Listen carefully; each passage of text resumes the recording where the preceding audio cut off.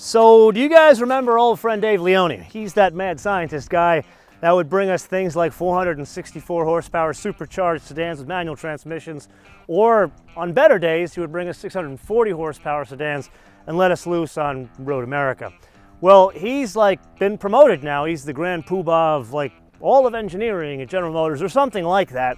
So he's left some of Cadillac to some people we've met at Bob Boniface's parties, and Robin is one of them. Robin is in design. He drives one of those 640 horsepower sedans, and he seems to be a talented designer because he came up with a sketch back in 2014 that now has come to life as this, the 2019 Cadillac XT4. And think of it as like the Cadillac take on the baby buggy. So you and I need to understand what's going on underneath it more so than just the way it looks, because there's a lot going on here that futures into other Cadillacs. So let's do a tech review in a really ugly place.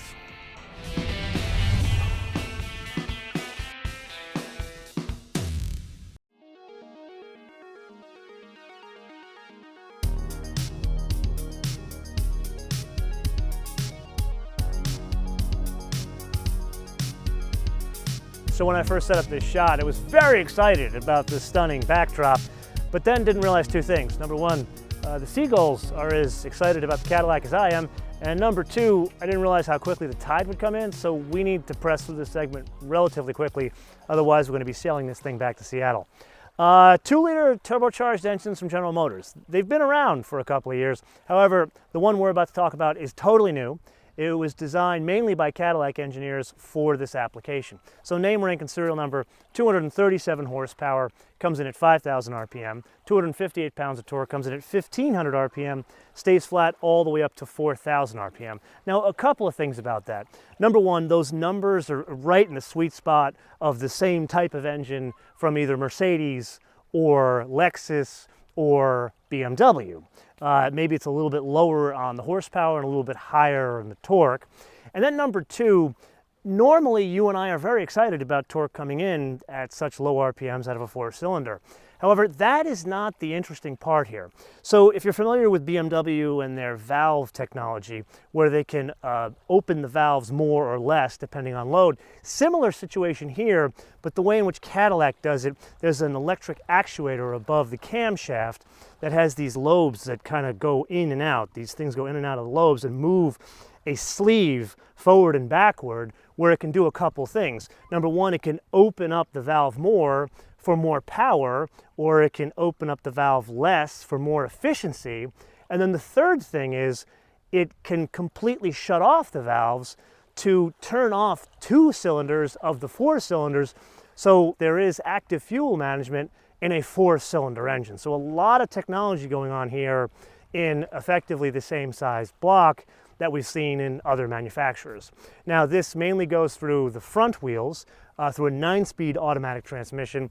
There is all-wheel drive on offer. We will spend more time talking about that in the coming full first drive review. I would argue inside is by far the biggest departure for Cadillac in 15 years. There's so many things going on here. Let's just start with the basic design. Yes, you can see the DNA of the CT6 here, but it's obviously optimized for the proportions of a smaller car, and it's not goofy here, so bravo on that. Then I would argue the biggest change is the color and trim. You look at the CT6, that is the best execution of a Cadillac interior since the 1957 Eldorado Brougham. This is on par with that. And you look at things like the material that's on the top of the dash and it continues over to the door, all the way halfway down. Even the material lower in the door is actually not terrible. Then there's the rest of the color and trim, and that's even the contrast stitching here, the carbon fiber here. Now, again, call me old-fashioned. I would prefer this to be aluminum in this sport model, or wood would be nicer. Think of this as an additional question. Would you want to see this, the carbon fiber, or are you old-fashioned like me and want to see the aluminum or the wood? Then there's the tactile feel of even the switchgear. I noticed this first at the New York Auto Show. This aluminum, these are toggle switches, like back in the day of an old E-Type or Aviation. Love to see that here. And it just feels right. And you don't expect it here because you look at the interior of a GLA or a Q3, this is miles better. And then Cadillac Q. or really no Cadillac Q. I was a fan. I always said they needed a faster processor and a knob. Well, they've changed the system. I don't think they call this Cadillac Q anymore, and they've actually given me a knob. Like, there is a road area controller down here which goes through this entire menu, this proprietary menu, which I think is going to cascade to other Cadillacs if I were a betting man.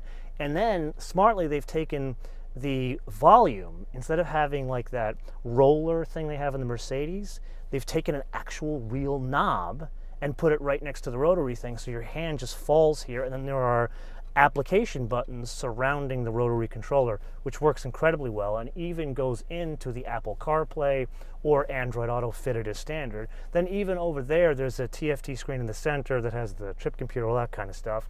But to see real gauges in a car, it's a lost art. And not only do we have real gauges, in this case it's executed well because you have the satin finished bezels around the gauges. This is a pleasant place to be, but it's not old-fashioned. I think that's the best way to describe it. Much like the engine, there are a number of changes here that are different than Cadillacs that came before this one, but a lot of the changes that debut here are going to cascade to future Cadillacs. So let's start with the basics of driving dynamics and build up from there. Wheelbase, 109.4, and then there is the overall length, 181.1. Now, where does that fit in the grand scheme of things for the baby buggy world? It's right between an X1 and an X3. Now, this technically is an all-new architecture for General Motors. I tried to get the chief engineer to tell me what other cars will be built on it. He did not confirm or deny whether it'll be just Cadillacs or other GM cars. If I were a betting man, I think it's going to go to other GM cars. Then there are the bits that are attached to this platform, and that's suspension. In the front, McPherson struts with a stabilizer bar. In the back, a 5-link unit with coil springs. Then there are the wheels that are 2 on offer, basically an 18-inch and then a 20-inch. And that has more to do with a trim strategy than driving dynamics. So Cadillac's another thing that's going to cascade to future vehicles. There's no longer going to be like different models and options. There's going to be this thing where everything starts with a base, and they're calling that a luxury. That makes no sense to me. Then there's like a T-junction, they're calling it a Y-junction, go off into the luxury side of things, where it'll be a premium luxury, which can be had here, and then it goes up to the platinum luxury. Can't be had here, think like Escalade. Then there's off to the other side, which this is, and that's the Sport. And that does impact the wheels. And then above the Sport will be the Cadillacs you and I really love, a V Sport and a V. Now here, there is an impact of one major change, and that is the steering. So you know how it was 2012 where you and I drove the then new 991.1, which was the first 911 with an electric steering system, EPAS. Well, a lot of cars since then have gone to EPAS, mainly to take the load off of the engine, and this way increasing the fuel economy. Well, the idea is to do that here, but it's not fully EPAS. It's a combo EPAS electric system with some hydraulic in it. That is something we are going to spend more time in the coming full first drive reviews, so make sure you come back for that. Then one last very important piece of information is, what does it weigh? It's not exactly the biggest thing out there, and believe it or not, it's not super light, and it's not like a porker at 3,660 pounds.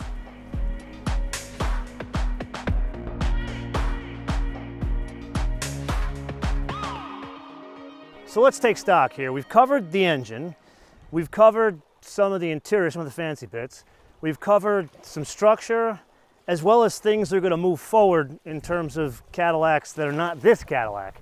The one thing we haven't covered, if you're seeing a theme here, is efficiency, because you're thinking smaller, 4-cylinder, and cylinder deactivation. What's the fuel economy? Well, it's 25 around town, 30 on the highway, and 27 combined.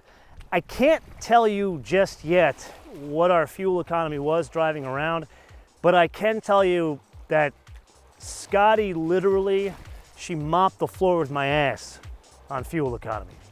Maybe we'll discuss that in the coming fall first drive review. Until then, I do want to leave you with a question. This is about Robin's design. I think this is absolutely the best looking crossover, baby buggy, whatever you want to call it, in this segment. And that is because of some design proportions that are like tricks to the eye that you don't get until you see it in person. but what do you think? Because I am just one man. Do you like it? Do you not like it? And would it push you to buy the Cadillac over the Mercedes, over the BMW, over the Lexus? Which one would you choose? Why would you choose it? And most importantly, do you drive something like this? Let me know in the comments below or via our social media, MotoManTV on Word, MotoManTV on Word, Facebook, Twitter, and Instagram. And with that, we need to catch a ferry back to Seattle. Otherwise, we're stuck for the evening. Until we see you next time, bis später.